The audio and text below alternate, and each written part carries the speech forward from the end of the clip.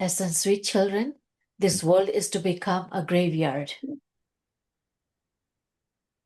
Therefore, don't attach your heart to it. Remember the land of angels.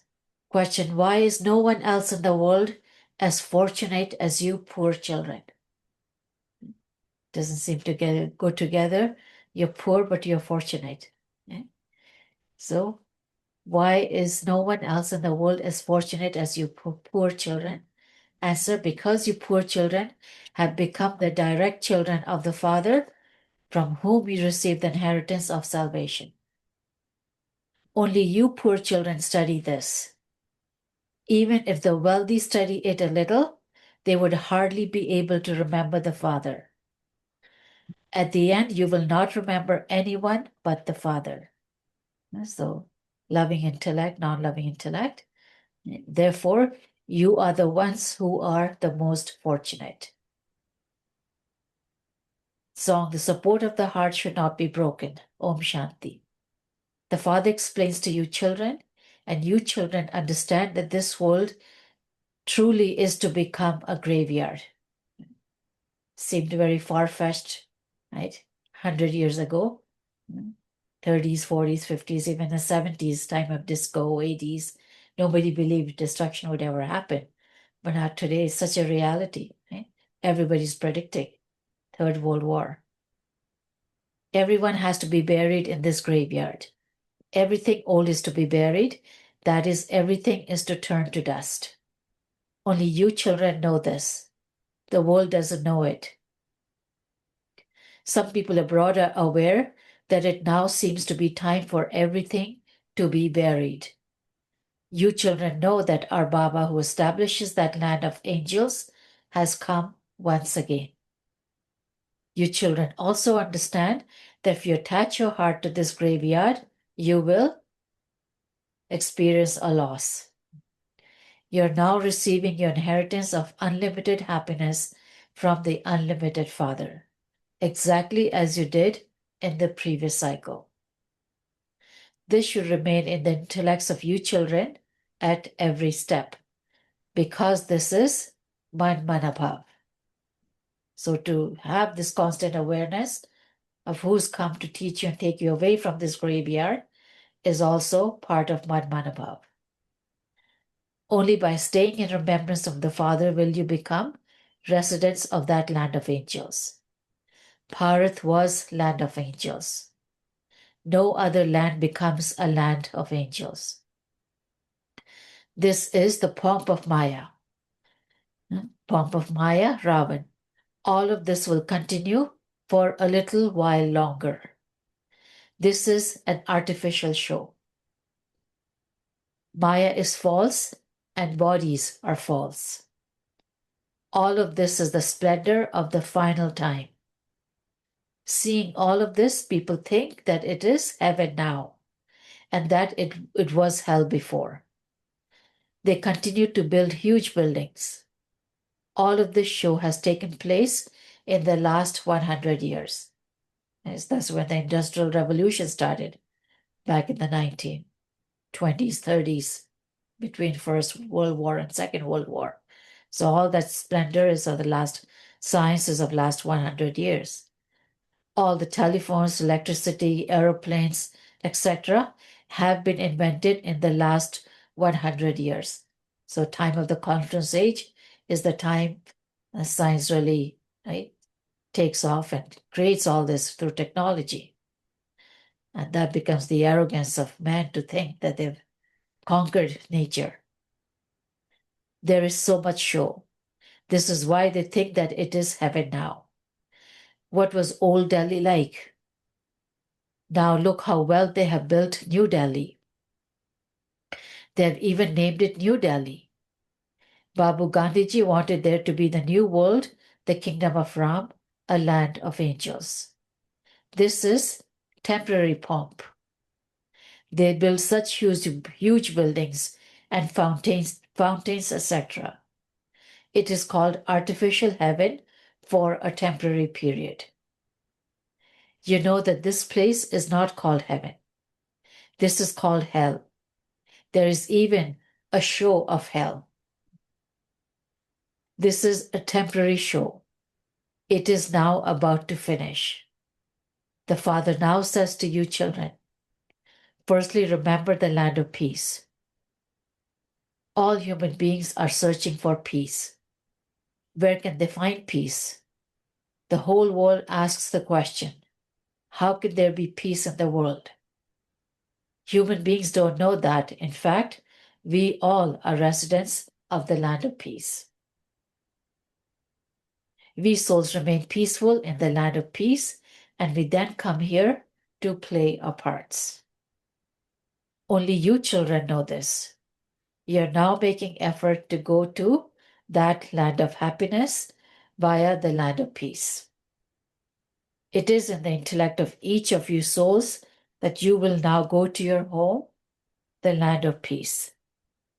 There cannot be any question of peace here. This is the world of sorrow. The golden age is a pure world and the iron age is an impure world. Your children have now received the understanding of all of these things. People of the world don't know anything. It has entered your intellects that the unlimited Father is telling you the secrets of the beginning, the middle, and the end of the world cycle. He also explains how the founders of religions come and establish their religions. There are so many people in the world now. There are so many people in Bharat alone. When Bharat was heaven, it was very wealthy, and there were no other religions. You children are being refreshed every day. Remember the Father and the inheritance. This also continues on the path of devotion. They always point a finger upwards to remember God. They say that God or Allah is up there. However, nothing happens by just remembering Him in that way. They don't even know how they would benefit by having remembrance. They don't know what their relationship with Him is. At times of sorrow, they call out, "O Ram." It is the souls that remember. However, they don't know what peace and happiness are. It has now entered your intellects that all of you are children of the one Father. Therefore, why should there be any sorrow? You are to receive your inheritance of constant happiness from the unlimited Father. This is clearly shown in the picture. God is heavenly God, the Father, who establishes heaven. He only comes in Bharat, but no one understands this. The deity religion was definitely established at the conference age. How could it have been established in the golden age? However, those of other religions don't know these things. Only the knowledgeful Father explains how the original eternal deity religion was established.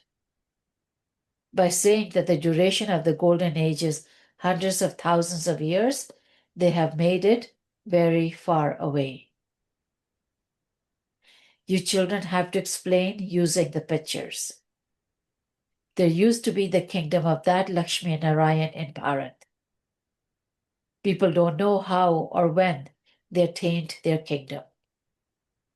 They just say that they were the masters of the golden age. People go and beg in front of their images, and so they receive something for a temporary period. Even those who donate or perform charity receive some fruit for a temporary period. The head of a poor village assembly, it's called Panchayat, would have just as much happiness as the head of a wealthy village assembly. Even those who are poor consider themselves to be very happy. Look at the places some poor people in Bombay live in. You children understand that no matter how much of a millionaire someone is, he is still unhappy. So happiness, sorrow, peace has nothing to do with how much wealth you have or how poor you are. Right? Like I said, is the state of your mind. You would say that no one else is as fortunate as you. We belong directly to Father, from whom we receive the inheritance of salvation. Eminent people can never claim a high status. Those who are poor become wealthy. You're now studying, whereas those people will remain without this knowledge. They may study a little, but they would not be able to stay in remembrance of the Father. At the end, you will not remember anything but the one Father. You know that everything is to be buried in the graveyard. It should remain in your intellects that the business, etc., that you do now is only for a short period. Wealthy people build pilgrim rest houses, dharmshalas, etc. They don't build those for a business. If there were no pilgrim rest houses at pilgrimage places, where would people stay? This is why wealthy people build pilgrim rest houses. They aren't for businessmen to go and do business there. Pilgrim rest houses are built at pilgrimage places. Your center is now Pilgrimage place. the biggest pilgrimage place. Wherever you have centers, those are the greatest of all pilgrimage places, where people can find peace and happiness. That's where they will all end up at the end, during chaos and destruction. This Gita Pathshala of yours is very big. This is your source of income. You earn a great deal through this. This is also a pilgrim rest house for you children. It is the biggest pilgrimage place. You're receiving the unlimited inheritance from the unlimited Father. There is no greater pilgrimage place than this.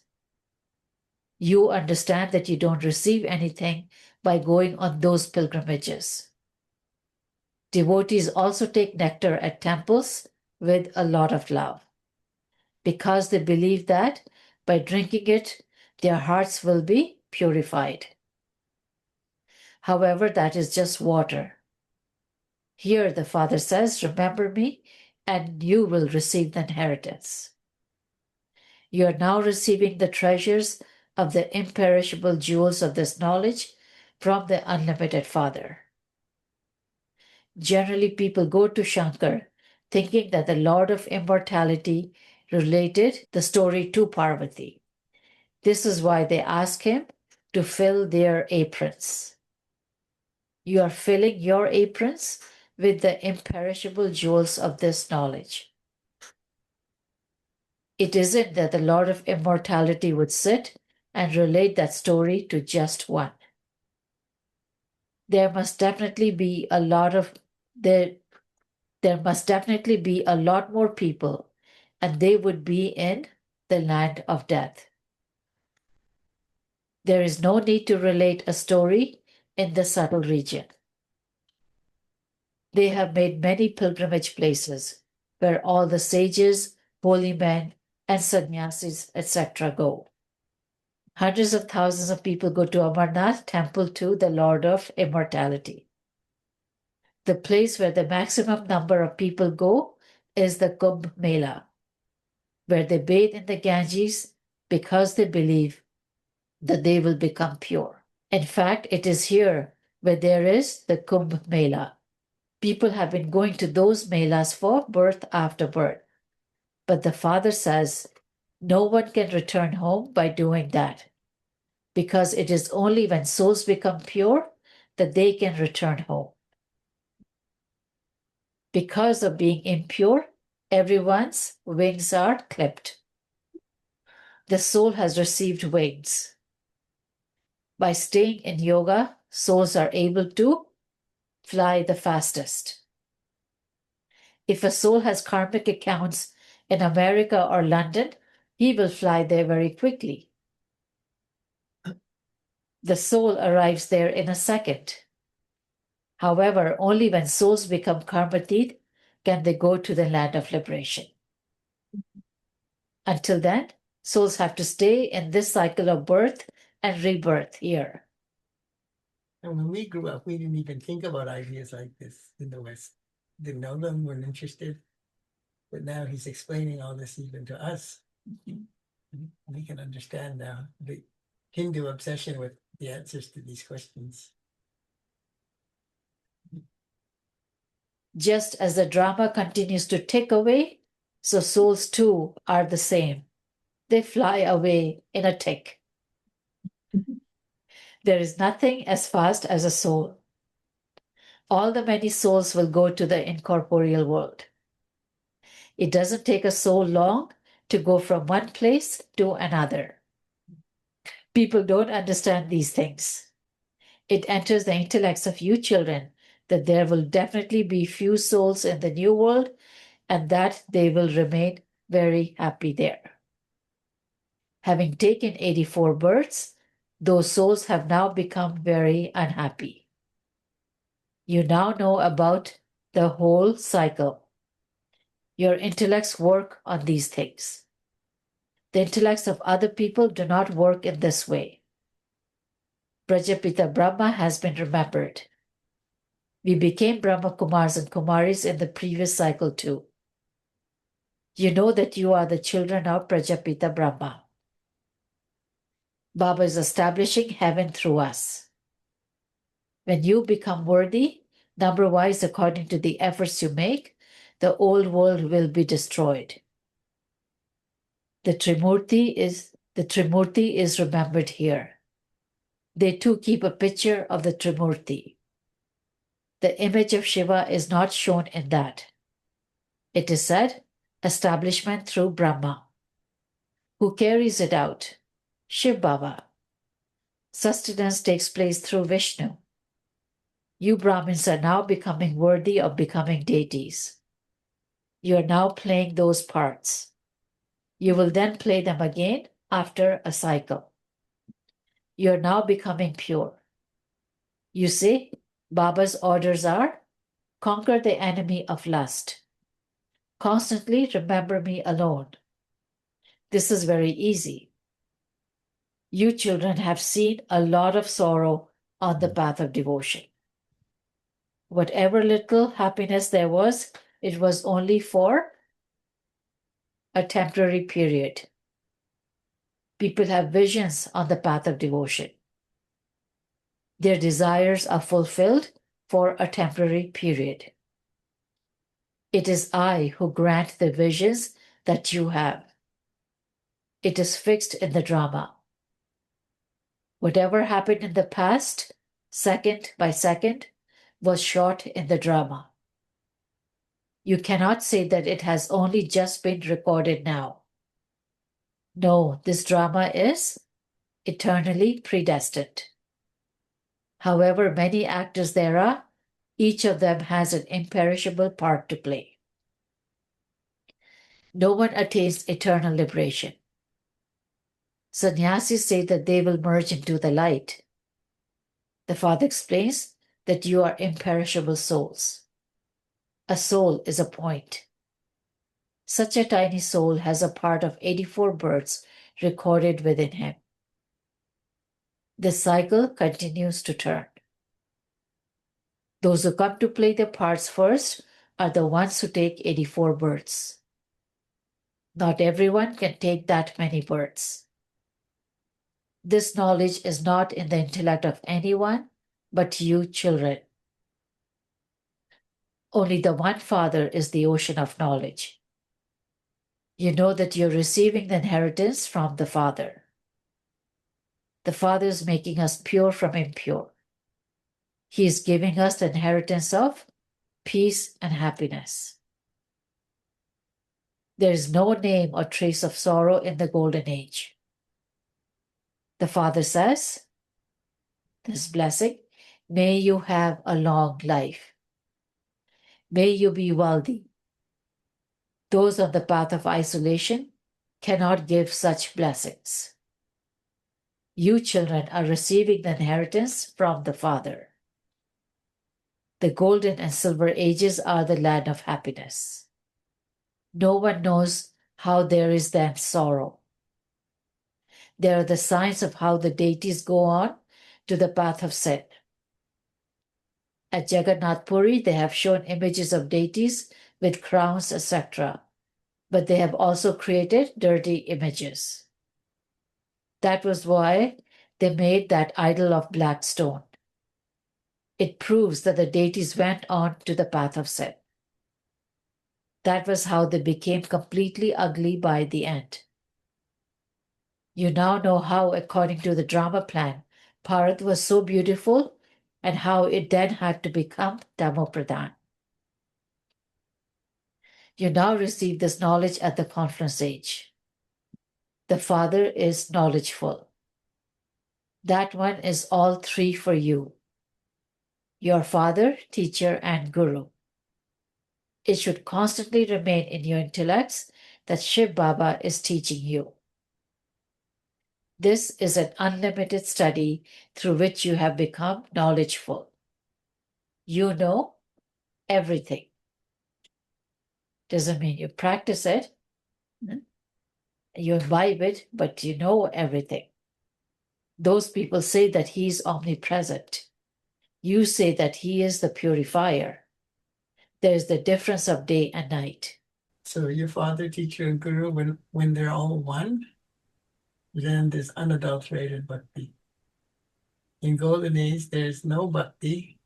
Right? He said no sorrow for no bhakti. And in copper age, you divide father, teacher, and guru, make them separate. And therefore bhakti begins because it's the time of sorrow. And because it's the time of sorrow, no one, it's a time of sorrow because they don't have the truth about the father, teacher, and guru. So therefore they do blind faith worship, right?